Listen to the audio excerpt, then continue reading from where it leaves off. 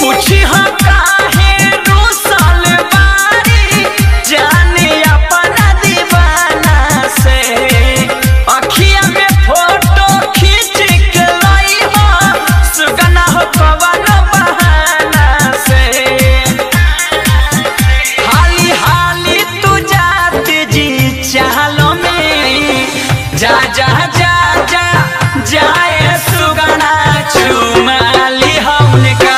गाल में मोरा सनम के लिए अब खबरिया बारी का वाला हाल में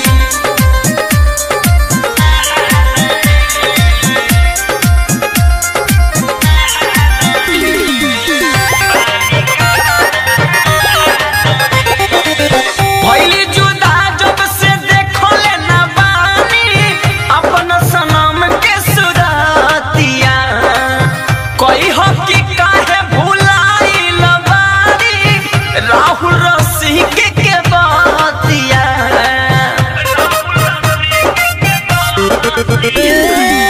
पहली जुदा जब से देखो ले ना बानी अपन सनम के सुरतिया